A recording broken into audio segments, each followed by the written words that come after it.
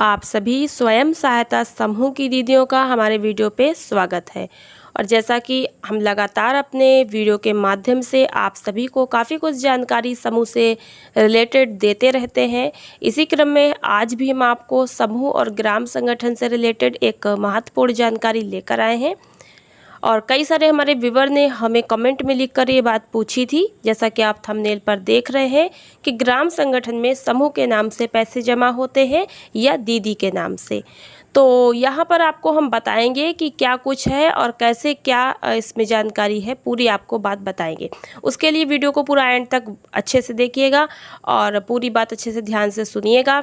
साथ ही वीडियो को like share कीजिएगा। चैनल को अगर अभी तक सब्सक्राइब नहीं किया है तो सब्सक्राइब ज़रूर कर लीजिएगा।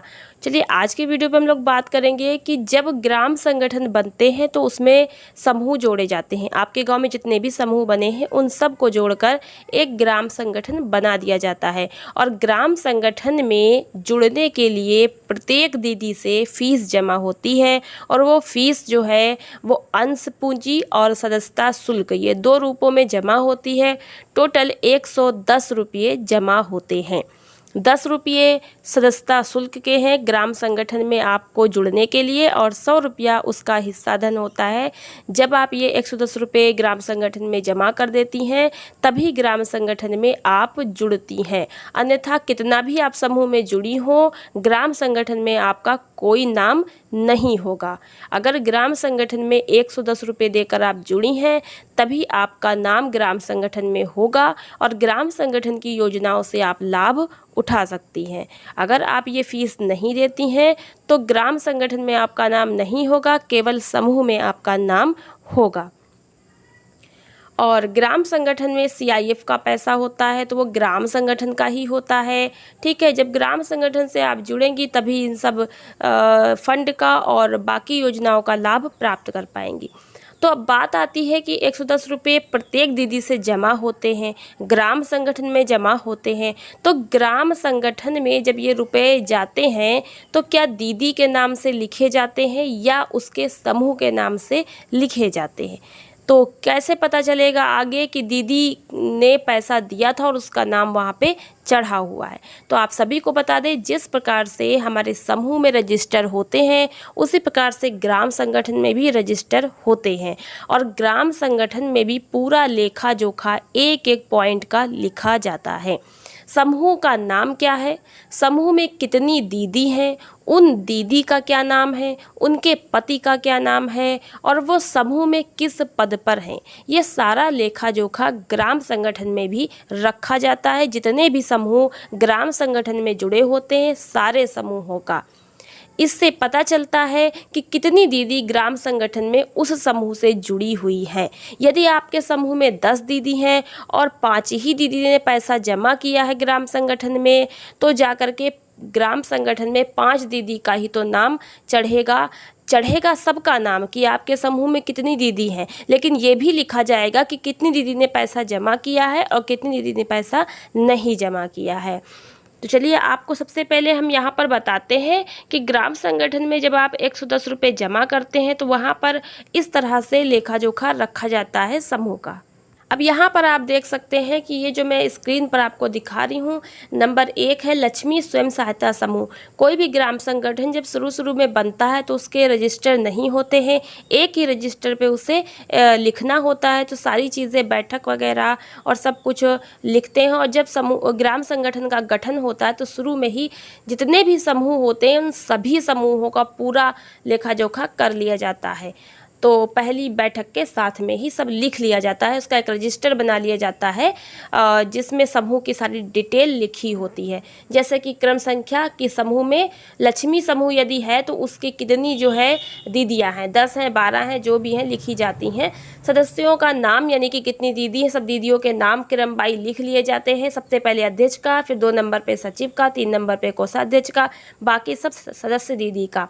उनके पति के नाम भी यहाँ पर लिख लिए जाते हैं। समूह में उनका पद क्या है, अध्यक्ष, सचिव, कोषाध्यक्ष, सदस्य सबके इस तरह से समूह में पद लिख लिए जाते हैं। और सभी के मोबाइल नंबर भी यहाँ पे लिख लिए जाते हैं और सभी के हस्ताक्षर भी करा लिए जाते हैं। तो इस प्रकार से हर एक समूह का एक एक पेज पर रजिस्टर में लिख लिया जाता है। और सभी के साइन भी हो जाते हैं।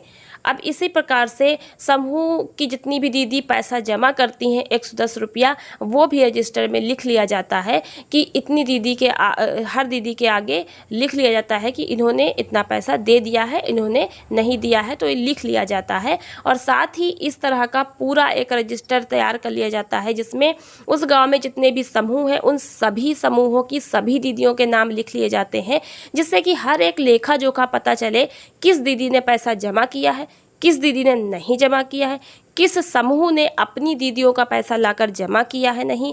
ये भी लिखा जाता है कि फला समूह का पैसा इतना जमा हुआ। अगर 10 दीदी हैं और 10 दीदी का 110 रुपया के हिसाब से टोटल जितना पैसा होता है वो जाकर के लिखा जाता है कि लक्ष्मी समूह ने टोटल इतना रुपये जमा किया, किन किन दीदी ने जमा किया, ये सब लेखा जोखा होता है। जब ग्राम संगठन कुछ माह पुराना होता है तो ग्राम संगठन के भी अपने रजिस्टर आ जाते हैं, जिसके लिए उसे 1000 रुपये देना होता है ब्लॉक पे, और उसके रजिस्टर आ जाते हैं। फिर रजिस्टर में कॉलम छपे छपाए होते हैं, वो सब उसको भरा जाता है।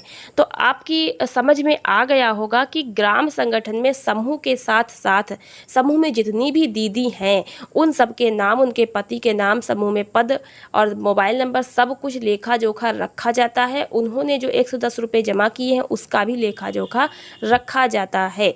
तो ग्राम संगठन में दीदी के नाम से पैसा जमा होता है। समूह तो है ही, वो तो उसका नाम रहेगा ही।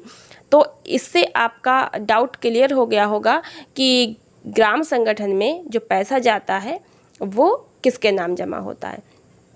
इसी के साथ आपको बता दें कि ग्राम संगठन में जब भी कोई फंड आता है तो उस फंड से समूह की दीदियां लाभ उठा सकती हैं। वहाँ से भी ब्याज पर पैसा आप ले सकते हैं, उससे अपना काम निकाल सकते हैं और फिर ब्याज सहित उसको जमा कर सकते हैं। ग्राम संगठन से पैसा लेने के लिए आपको अपने समूह में मीटिंग करके समूह में जिस दीदी को आवश्यकता है वो अपनी बात रखेगी, फिर ग्राम संगठन से मांग की जाएगी और ग्राम संगठन समूह को पैसा देगा। फिर समूह की अध्यक्ष, सचिव, कोषाध्यक्ष अपने समूह के सदस्यों को वो पैसा देंगी जिसको भी आवश्यकता होती है। तो इस तरह से वापसी करने पर भी दीदी अपने समूह को वापसी करेगी और समूह उस पैसे को ले जाकर ग्राम संगठन में वापस करेगा।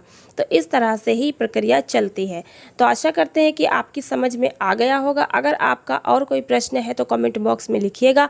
और ग्राम संगठन में कितने प्रकार के फंड आते हैं इस पर मैंने वीडियो बनाई है, नीचे डिस्क्रिप्शन में लिंक मिलेगा, आप ज़रूर देखिएगा। और साथ ही ग्राम संगठन में किस किस काम के लिए पैसा आता है इसको मैं डिटेल में समझाकर नेक्स्ट वीडियो में आपको जरूर बताऊंगी। ग्राम संगठन समूह के फंड पर वीडियो आपको ऊपर आई बटन में, लास्ट में एंड स्क्रीन पर, नीचे डिस्क्रिप्शन में मिल जाएगी। फंड की जानकारी जरूर कर लीजिए।